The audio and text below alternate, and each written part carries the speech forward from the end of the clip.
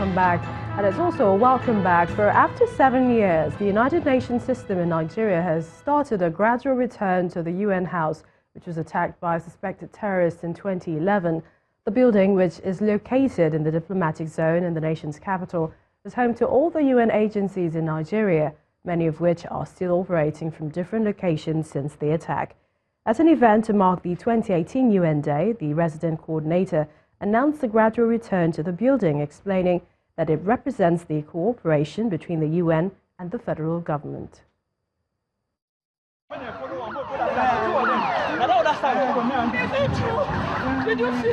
August 26, 2011 is one day the United Nations system in Nigeria will not forget easily, following the attack by suspected terrorists on the UN building in Abuja. At least 21 persons died that day and 73 others were injured. Most of them were staff of the global agency. 7 years after, United Nations staff are joined by Nigerian officials and members of the diplomatic corps at the forecourt of the building to mark the 73rd United Nations Day, a day set aside to remind the world of the aims and contributions of the United Nations organization. May the soul of the departed rest in perfect peace. But the occasion is significant in Nigeria as the UN remembers colleagues that were killed in the 2011 bomb blast. It would also mark the beginning of the partial relocation back to the building. This year's UN Day also marks the UN family partial move back to the UN House. I received a few hours ago the key back to our new home. To the UN in Nigeria, the UN House is a symbol of the resilience of our extraordinary cooperation and partnership with the government and people of Nigeria. Following the blast, the federal government promised to rebuild the structure. The Federal Executive Council in November 2011 approved 5.2 billion naira for the rehabilitation of the building, which was housing 18 UN agencies. In March 2018, the Council approved 6.9 billion naira for provision of security equipment and associated infrastructure for the building. It stands out as a symbol of our resilience and resolve to remain unbroken in the midst of the various challenges we are faced as a nation. We convey to you assurances of our shared commitment to the security of life and property of all your staff, their families, and the institution. Although the key to the building has been handed over to the United Nations system in Nigeria, there is still some work going on within the facility, hence the gradual return. And now to some company news. One of Nigeria's leading telecom service providers, Airtel Nigeria, has unveiled a new offer that will gift its customers 250 megabytes data weekly if they recharge their lines. Well, under the new Recharge Plus offer, customers are encouraged to dial *479# to view their weekly recharge status. As soon as a customer recharges up to the specified amount, they are instantly gifted with 250 megabytes complimentary data with no terms and conditions attached. Airtel says the offer, which is in line with its Data is Life thematic campaign, is an innovative way of empowering telecoms consumers to do more, achieve more, become more productive in their professional and personal endeavors. According to the acting chief commercial officer of Airtel Nigeria, Danish Balsing, the new offer enables customers to always stay connected with those that matter to them via social networks and the web. However, unutilized data value from the complimentary weekly 250 megabytes cannot be rolled over to the new week. Customers are expected to exhaust it on or before Sunday midnight. And over 27,000 internally displaced persons in Benue State who fled herdsmen attacks back in January have returned back to their communities. Their safe return is facilitated by the presence of troops of Operation Wheelstroke, launched about 6 months ago in the state. Our community report tonight takes a look at the improved security situation in Abande and Swarev communities as residents gradually pick up the pieces.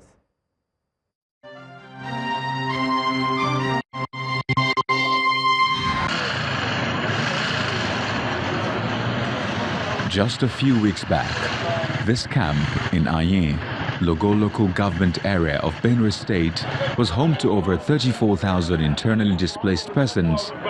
But at the moment, there are about 7,000 inhabitants. This follows the return of 27,000 of them to their villages in Abande and Swarev. There is a semblance of life as they knew it before they fled violent attacks by armed herdsmen. The residents attribute the calm atmosphere to the presence of troops of Operation World Stroke. There is a tremendous level of peace we are experiencing in this place. That is why we can see them. In those days, before the coming of the Operation World Stroke, even though they are here under protection, you cannot see their faces smiling. This road has become a dead trap for us. So all of us, we were not here. But through your effort, we were back. The sector commander of Operation World Stroke in Logo and Awashua axis highlights the challenges his team faced 6 months ago when they were deployed to secure the area. We deployed here early May. When we were coming towards this road, we could not sight anybody in this road down to where my camp is, just ahead of us. The estimated population here, to what I gathered, was about 1,500 people in this camp. And to my understanding, the chief, which is not feeling fine now, he admitted that almost all his people are back to this town. Given pockets of attacks still witnessed in Logo, Guma and Gwe West, the operations commander assures citizens of their safety. So far we have got about 21. About 27,000 have gone, 7,000 remaining. Yes. I can say it with confidence that before December, the remaining 7,000 will go back to their homes and get back to doing their normal life. Although some of the IDPs are unable to return to their homes due to insecurity, especially in riverine border communities, the majority of them are said to be staying back because of resettlement challenges.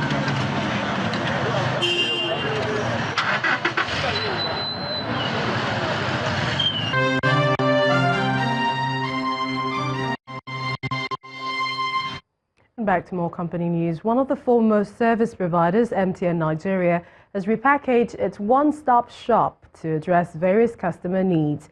Tagged Extra Value, the plan offers optimum service to consumers. This is according to the Chief Marketing Officer, Rahu Do, at the Extra Value media launch today in Lagos. Launch of MTN Extra Value plan. It was initially introduced in 2016 to offer improved service to its customers. The event had in attendance top brand representatives. I just wanted to also reiterate this.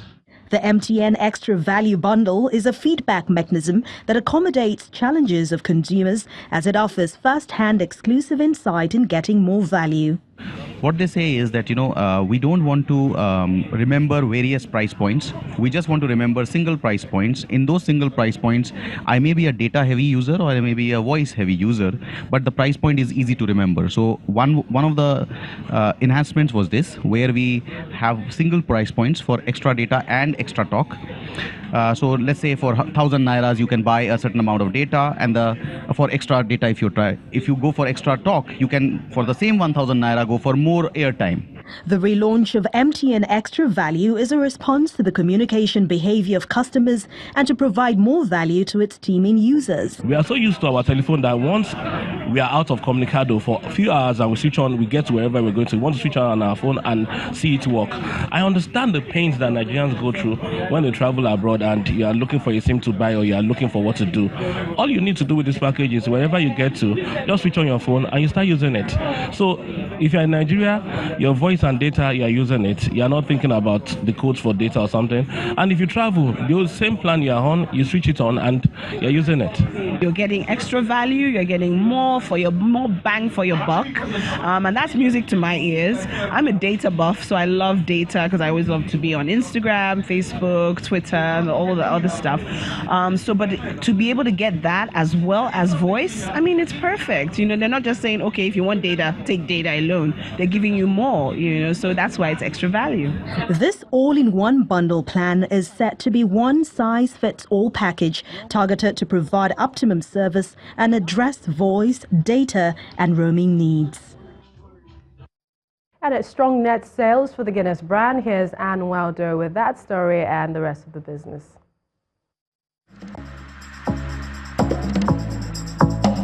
You first. First Bank.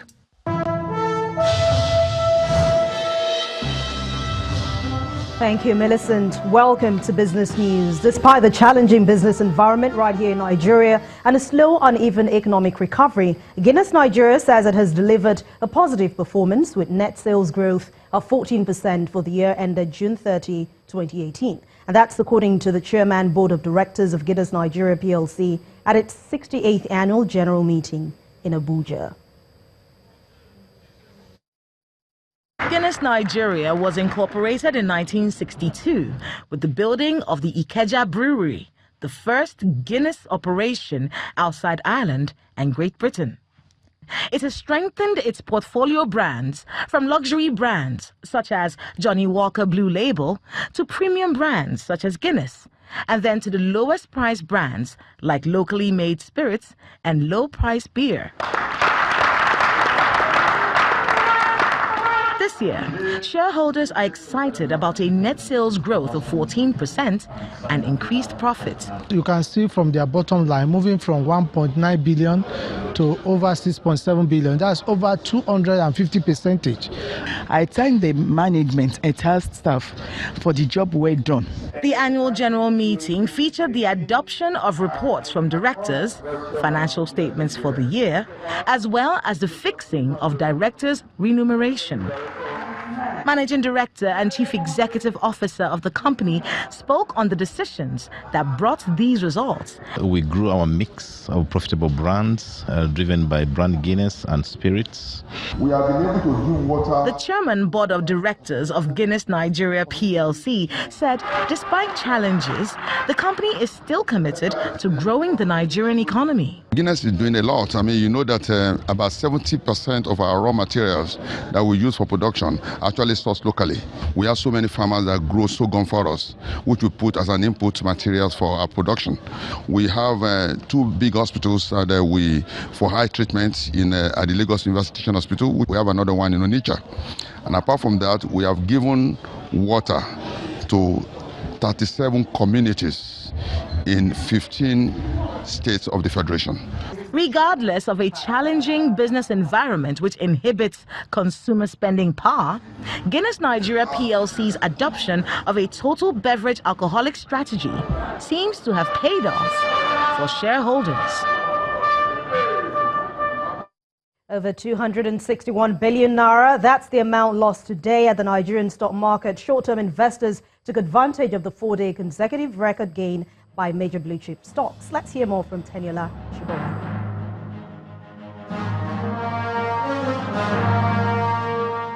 Hello and welcome to the Stock Market Report. The NSE All-Share Index plunged by 2.37% below the 32,000 level, a day after crossing back to the 33,000 points after massive profit-taking hit major bellwether stocks on the market. The industrial goods sector, which recorded a 4.14% plummet, felt the heaviest impact of the sell-off pressure, which also affected the consumer and oil and gas sectors, despite the release of some impressive corporate earnings results.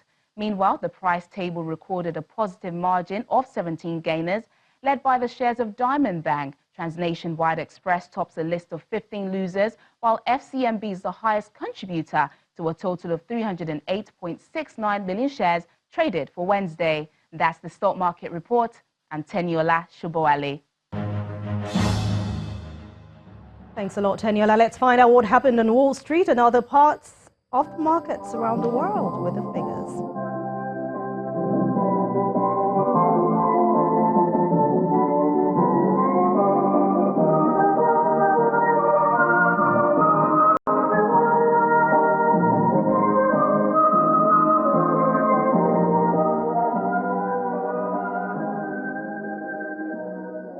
Thanks a lot for watching Business News tonight. I'm Anne Nwawadu. It's back to you, Millicent.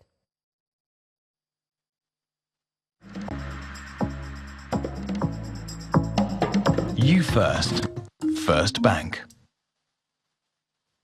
Thank you, Anne. Still ahead on the news at 10, Enugu Rangers produced remarkable comeback to win the 2018 Aiteo Cup. That's in sports news. Please stay with us.